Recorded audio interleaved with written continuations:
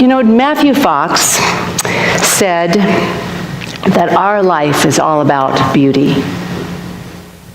Sounds kind of self-centered, doesn't it? What does that mean? I mean, that's a word that's kind of hard to understand. Beauty, there's so many dimensions to it, but his meaning of it is we are here, and really one of our sole purposes is to be the outpicturing of divine beauty. That's why we're here. The outpicturing of divine beauty, that it's our purpose and our mission that we're all important and we're designed exactly as we're meant to be. So feeling beautiful is about the inside out. It's about how we feel about who we are in life and how we show up right here and right now. Why is beauty so important? Because beauty on the outside and the inside. Now, Kabbalah talks about the beauty, that everything is made in the image and likeness of God, and we're beautiful inside and outside. There's beauty in and out. But beauty inspires us. It heals us, and even more important than that, it is a direct plug into divinity, into our divinity.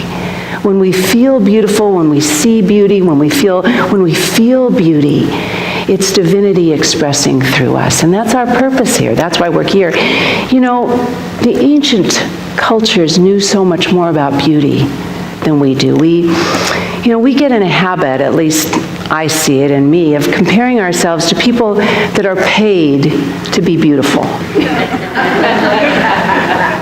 They have all the support they need to be beautiful. And they spend their time doing that, and we compare ourselves to that. And it's about the comparison that the problem is. But I'll tell you, ancient people knew to adorn themselves beautifully, to set up beautiful altars, to celebrate the beauty of nature. I remember about 10 years ago, I think it was, Virginia was there with me. We went to Ghana, Africa, one of the very poorest places in the world. And those people knew how to be beautiful. They'd walk down the street wrapped in gorgeous cloth and colorful and beautiful and happy. What a lesson. The surrounding area was not beautiful. There was much poverty and pain, but the people knew that beauty was important and to celebrate nature. And you and I need to be able to do that too. We need to get own our sense of beauty and get it balanced, because we get off balance. It was really interesting. I plugged in, and it was just this morning, I plugged in YouTube, what is the meaning of true beauty? And I was expecting a nice long article about the meaning of true beauty, but what I got looked like a downtown area, kind of an upscale shopping area, and it was in different countries, because there were only 2 words on 2 doorways, but they were in different languages. One said beautiful, and one said average. And they asked women walking down the street, well, look at those 2 words, and I want you to go in one of those doors. What one relates to you the most? Well, you can just imagine what door most people went through. You walk these beautiful people walking through the average door. And these beautiful people, these beautiful women would just sit there, and you could tell they were just kind of, they were just withdrawn and, didn't feel as good. And then one of the women was with her daughter, and she goes, hey, we're going in the beautiful door. And you could feel the power in it, and the daughter's kind of going, Mom, and walked in, and boy, they sat there and they owned it, because they were together in that beauty process. They weren't feeling compared to or judged by. And that's what happened. I thought, okay, well, where would I go? Well, I know I'm made in the image and likeness of God. That part I know. So let me try the beauty door. And they went, I could just feel people saying, oh, why is she going in? Why is this happening? What's going on? I thought, wow, who's judging us? Beauty is in the eye of the beholder. Who's judging us? We are. We're the one that's doing the judging. People that are pointing the finger that said, why you? It's because they haven't owned their own beauty, their own glorious nature. And we need to be doing that. What separates us? If you look at, we've been studying the mystics. really exciting. The mystics, and what makes the mystic a mystic? It's not the faith they practice, because mystics comes from all faiths, all cultures. It's because they know the absolute, inherent, universal truths that unite and connect all faiths, all religion, all paths. And they use that as their motivation, just like Karen and Steve were saying, the beautiful things you've established in your relationship together to get you back on track. They know, the mystics know, that there are absolutes. And Ralph Waldo Emerson said the absolutes, the three absolutes, are beauty, goodness, and truth. Those are the absolutes. But this goes back way further than that. If we go back to, let's say, Plato, he wrote about the absolute truths, and he wrote about a conversation between Socrates and Phaedo. And Phaedo was saying there's three universal truths, three absolutes that are inherent, the things we're born with. They're not things we go out to seek. They're things we already have. The number one is beauty. Beauty, goodness, and oneness. It's already in there. We're born with these, and we shouldn't go out and try to be learning them or seeking them, but recovering them by remember who and what we really are. So after I saw the doorways this morning, I think it's a decision we make every day. Am I going to walk through a door of feeling beautiful and wonderful? And some of us were raised like that, to really honor our beauty and our wonder of just being alive, an expression of God, having purpose because we're here. Or are we going to walk through, and some of us were taught this, or even worse, the door of average? Is there an average? There isn't such thing as average. We're all unique, but we decide that every day. The Bible in Matthew 6:22 says the eye is the lamp of the body. The eye is the lamp. And if the eye is healthy, which it means if the eye is filled with truths, if the eye is filled with love and compassion and understanding, then the body is filled with light. That's beautiful. However, if the eye is unhealthy, which to me means if the eye is filled with judgment, comparison, hatred, anger, the body is filled with darkness. And you know, we can change.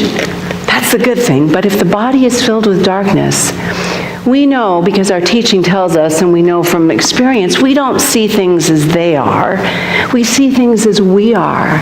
It's not what we're looking at, it's what we're looking with that determines if we see beauty or not, if we see anger or not. It's how we are, what we're filled with that makes the difference, right? Do you agree with me? That's the way it is. It's not out there, it's in here. We decide what we see. We make that decision. Ernest Holmes, the founder of our teaching, The Science of Mind, he was an amazing mystical teacher. Amazing. He just inspired crowds and crowds of people because he spoke the truth. But he was also a healer. He loved to help people see a new way, to turn that eye from being unhealthy to healthy. And he writes in his book, The Essential Earnest, that one time a woman came in to see him, and she was complaining of losing her vision. And there was no apparent physical reason for the loss of vision. So he had her do some talking and asking her some questions. And she said, the place where she lived, her environment was so distasteful to her. She just couldn't stand the place she lived. She just hated it. It was awful. It was distasteful. And you could feel that she was filled with darkness about her life and where she lived and her surroundings.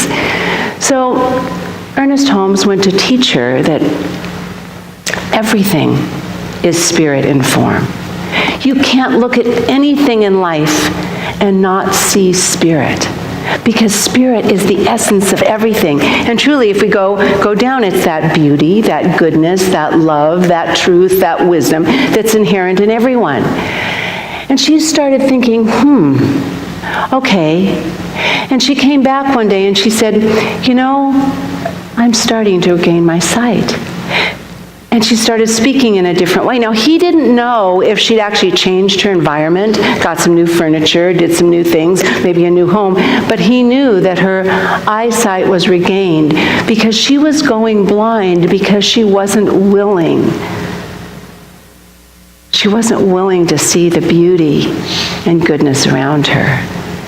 And you know, when we hate things, we can hurt things, including ourselves. But when we love things, we take care of things. I want to share a quote by Hafez. And he said, how did the rose ever open its heart? I want you to think of that, the beautiful roses we have on Sunday. How did the rose ever open its heart and give to this world all its beauty? Without feeling insecure, without feeling, am I average? Give the world all its beauty. It felt the encouragement of light against its body. The encouragement of light. We just heard about light from the Bible. The light that is filled when the eye is healthy. The encouragement of light against its being. Otherwise, we all remain too frightened. How could you become more courageous to see more beauty in your own life? What would it take for you to see the divinity behind all things? Oh, that's God too. We talked about that last week, how in our awakening we need to value the joy and the suffering, the pain and the sorrow. We need it all because it's all the package. It's all of it. You know, I love Walter Starkey. He wrote a book, and the book is called It's All God, the Flower and the Fertilizer. It's all God. Now, we may not see the apparent beauty as we do in the flower, but the purpose of things make things beautiful. Make things beautiful. And we need to learn that there's divinity in everything. And that's the whole purpose of this life, to see the beauty and the good in all things. There was an article that a friend passed on to me this week. And it wasn't about beauty per se, but to me it was all about beauty. Sometimes it's really, really hard to see beauty. We don't see it on the surface of things. The article was called Thoughts and Prayers Are Not Enough. And it was written by Charles Garfield. And Charles is a writer and a journalist now, but he started his career as a psychologist in the UC San Francisco Medical Ward, and he was in the cancer unit. And he said sometimes he and one other person would be the only two people there as the people were dying of cancer. And he learned a lot about, he didn't say beauty, but that's what I'm going to say. He learned a lot about compassion, which to me is beautiful. It's the feeling of beauty. And he learned that we can learn and be taught compassion. It's something we have to practice. Yes, some people by nature are more compassionate, but we can learn to be compassionate. And he said how it changed people's lives. And let me tell you what he says in this article. He said there's 3 steps to learn how to be more compassionate, and I'll say more beautiful, and feel more beauty in the world. And he did write this actually in direct response to the shootings in Las Vegas, but he said it's also to all of the pain and suffering that's going on right now. We need each other. We need each other. He said the first step is deep listening. And he said, it's called listening from the heart. And the first thing you do is to look into people's eyes and look deeply.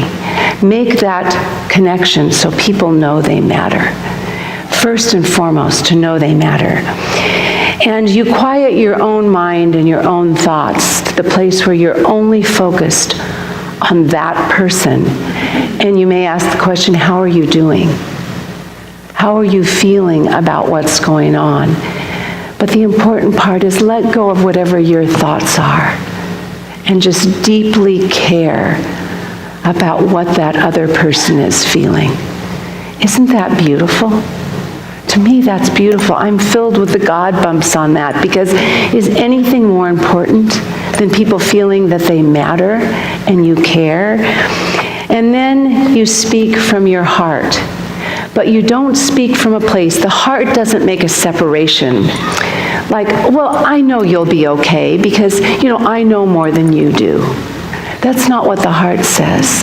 The heart says, I'm in this with you. I'm in this with you. I understand I'm in this with you.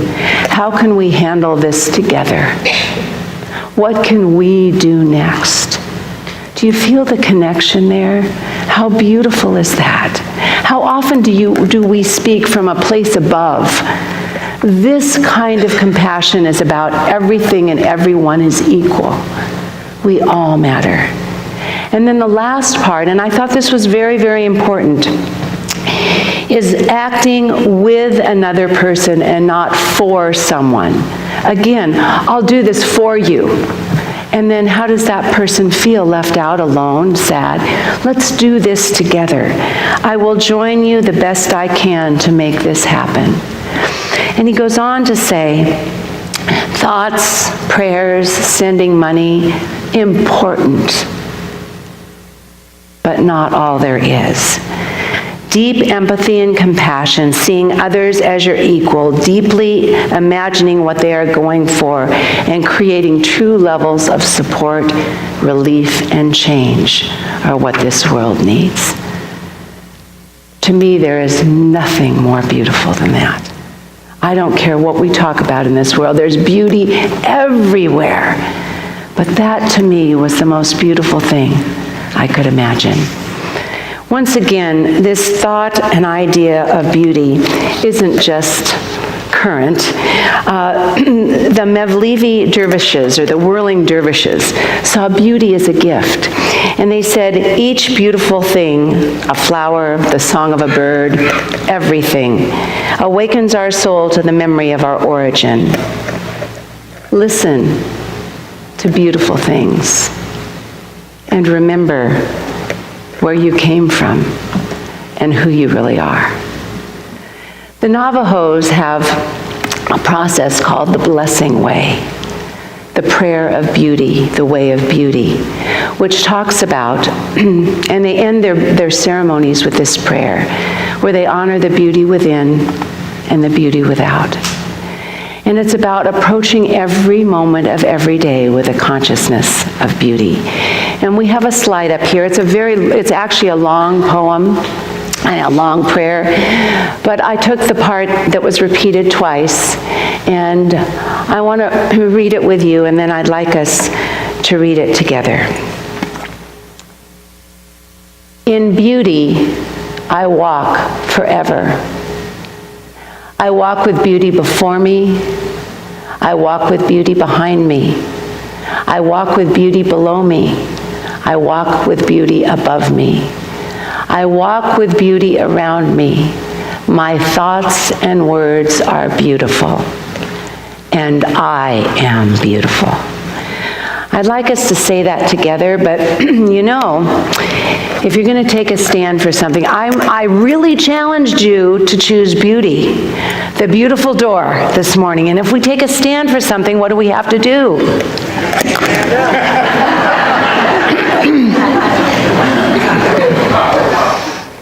So, I want you to think of two things when we do this.